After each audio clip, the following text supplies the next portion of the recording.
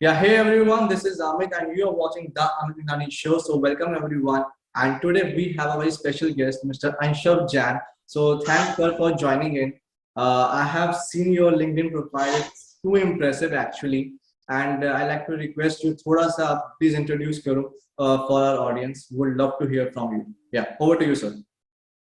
Great. Thank you so much, Amit, for inviting me on this show, on this podcast of yours. And I think it should be a great opportunity for me to share what is happening in the technology world at this point in time, and what is that we need to do for India, being an Indian. So just to give you a little background about myself, my name is Jain. I'm born and brought up at Delhi, but now I'm a Mumbai in last for almost 15 years now. I'm a business strategist, business development expert, business process reengineering and digital transformation professional, having 18 plus years of experience in, giving hundreds of brands, millions of dollars of hard savings to them signed off by their CFOs. I've worked with hundreds of global MNCs in the world. I was the one of the youngest vice president earning the highest amount of salary at the age of just 34, and have grown 16 times in just 11 years time. And while I was having, while I've studied in government colleges in tens, and that's where the success comes in. I had a time in my life when because I was, due to the recession, company couldn't afford the highest salary which I was drawing at that point in time, and I had been actually thrown out of the job. And I came up, I had huge burden of EMIs and things. And that day I realized that there is nothing called getting a good education, good job, and getting a good education, get good marks, and get good job.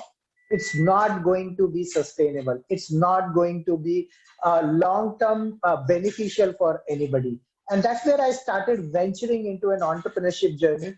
And when I look back today, I find out that I've actually tried 21 plus ideas in last 21 plus years and lost 7 plus businesses in 7 plus years. Living apart, which has kind of made me lose $300,000, almost around 2 crores of my personal investments and savings, which I had kept it for my daughter, future on that. And now I'm working, to work with entrepreneurs, solopreneurs, and business owners to transform their business ideas into a unicorn in 3 to 5 years time. This was not easy. The life was not easy for me. I had a loss-making business of 20 plus centers, 30,000 students, and 40 plus team members, which I had transformed into a 1 million plus learners community today. I have a 50,000 plus experts community spread across 70 plus countries, and a 200 million plus global organic reach in 140 plus countries. And soon we are going to become a $100 million company this year. And we are targeting to become a unicorn by 24-25, and eventually the fastest $1 trillion company in 2030. So that's a little background about me. I support entrepreneurs through my Design Your Unicorn methodology to help them sustain, adapt, and scale up their ventures right from an idea to a unicorn in 3 to 5 years time. So that's a little brief about me, Amit. Happy to answer anything which you have in your mind. So, I mean, you have mentioned about like this $100 million company stuff. So, I mean, which company right now you are, working upon, and what's your project? If you can just tell us in a brief what exactly it is. Okay, so my core company is Bringle. We are established in the UK and India. Being a true Indian, I have kept UK entity as a 100% subsidiary of an Indian entity. So it's basically to create and bring advantages for India per se. We are developing the world's largest cross-border, inclusive and patented virtual skills development center and skills bank, focusing on bringing excellence in 3 E's: education, employment, and entrepreneurship, we are calling it as Bringleverse. Now you must be knowing about what is Bringleverse, and you must be thinking about Metaverse behind me and all these things. I'm assuming like this is in the virtual world only. It's going to be a blended model, because whatever said and done, we will never be completely virtual and we will never be completely offline, the way the things are going to be there. So since 2017, when we filed our patent, we had been discussing and working on this, identifying the various digital technologies which can bring the education and in the online ecosystem, but it should be more effective and impactful. So we have come up with a concept called Bringle Blended Learnings, and we are the pioneers in doing that.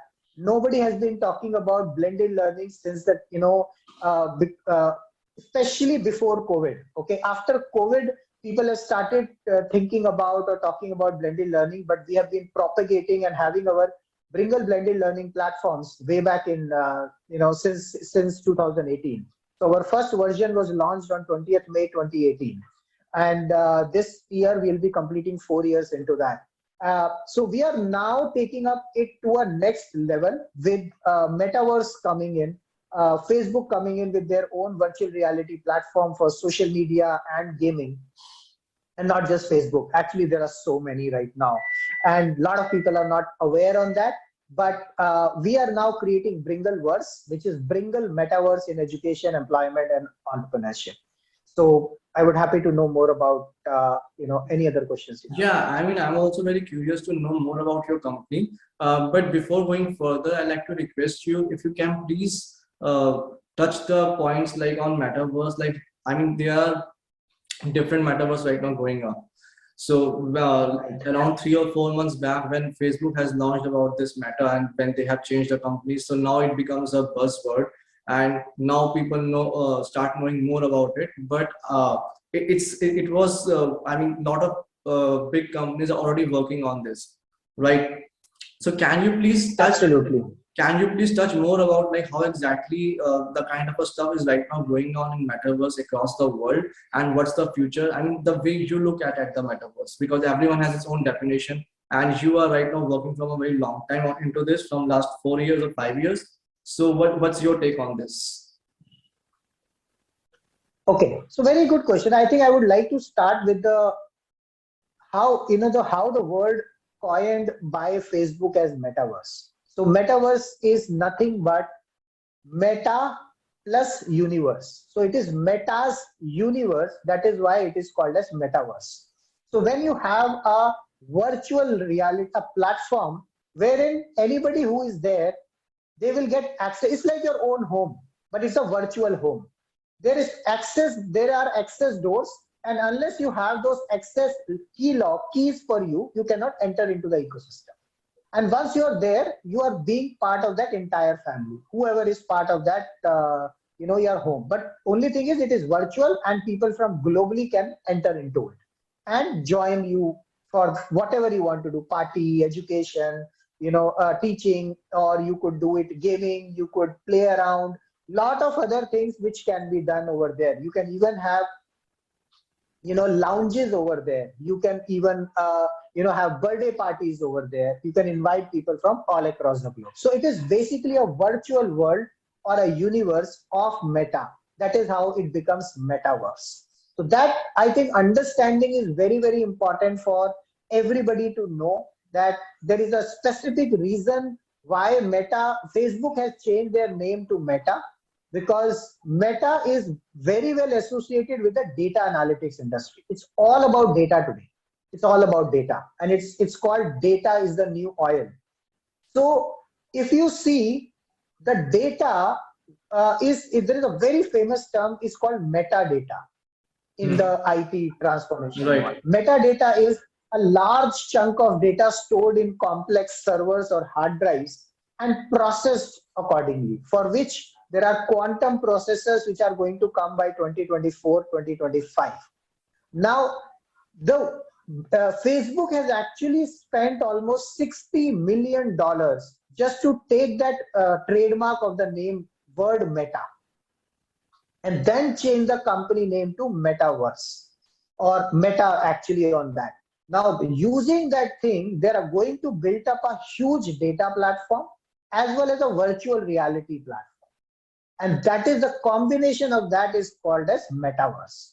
So because they have a patent now, whoever will use this word Meta, they will have to pay certain royalties or something to them if they use the word Metaverse, frankly speaking. However, the way hashtags are created, they are getting benefited for them. So there are many other universes, I would call that, or virtual universes which are available today. Like Nvidia is one company who is building up something called Omniverse. So there is a Omni universe. They are focusing on working with BMW right now to create an entire factory. They will actually convert their entire factories all across the globe into a virtual environment.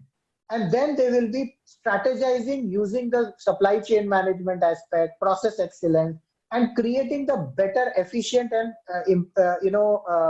effective ecosystem. And once that is getting tested on the virtual world, it will be developed or deployed in the physical world, so that the manufacturing facilities can become more productive. So there are various applications and there are various options which people are looking at. Similarly, there are, metaverses are called as Decentraland, sandbox, wherein you can buy a virtual lands over there. So they are selling up the virtual It's a properties. gaming platform, basically. Sandbox. It's not just a gaming platform. Sandbox is a gaming platform, but Decentraland is basically a land you buy it virtually. You can create for the creators, the virtual reality experts can create further an amusement park over there. They can create a picnic spot. They can create a park over there. They can create a museum over there. And then whoever comes over there, they have to buy a ticket and to get into that virtual world. It's like you going to a amusement park and paying a ticket for it physically, but in this scenario, you are having everything in a virtual world. That is what the metaverse or the virtual universe or virtual reality is all about. So as a layman, if they would like to access, like you said, like these days metaverse is available, right? Anyone can get into this one. So as a layman, how anyone can get into this one? I mean, as a beginner point of view, they would like to understand more about it. So what's your... Right. So, see, there are so many metaverses right now. Like I mentioned about Omniverse, Decentraland, then your, Sandbox. We are also developing Bringle Universe, which is basically focusing on education, employment, and entrepreneurship. There is another platform called Zionverse, who are focusing on, and they've launched something called Lakshmi NFT as well. Wherein you can, Lakshmi NFT is nothing but a token. It's like a price which you have to pay to get an inside ticket, which you have to buy to get inside an amusement park. They are going to come up with a games out there, from an Indian mythological gods on that. So just for a normal human being, if you're going for an education or you are going for a shopping mall, you are experiencing that in a physical world. And you may have certain ticket prices, or you may have some entry ticket prices, or you may have to purchase certain things in the physical world at the prices which are available locally over there. However, in the virtual world, the same things are going to be replicated. The only thing is, rather than paying money to you, you have to buy from the real money these NFTs. These are called non-fungible tokens. So these are like your entry tickets.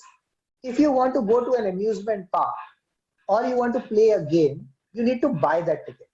Unless you have that ticket, you won't be able to buy that game. Tomorrow you want to buy one sword or one car for a racing, that will be unique to you. And that goes into a blockchain framework. So it basically creates a unique identity which contains into that environment, and that's where the blockchain component comes in. So that's where you will be a very secure. Let's say I have created a very good car. I've designed a very good car and I've sold that, converted that into a non-fungible token, the NFT into it. And I have created it in $100 and I have resold it to Amit in $150. I've made a profit of $50. Now tomorrow, when Amit Amit have used that car for very long. Now he wants to purchase a new car. So he can resell that car online itself. You don't have to go anywhere outside because it's a platform which is provided. So you can go to somebody else, or maybe tomorrow I may want to use that car again and I will buy it out from the price which is available at that. So you will say, I will sell it at $175. So frankly, in this scenario, this is going to be a trading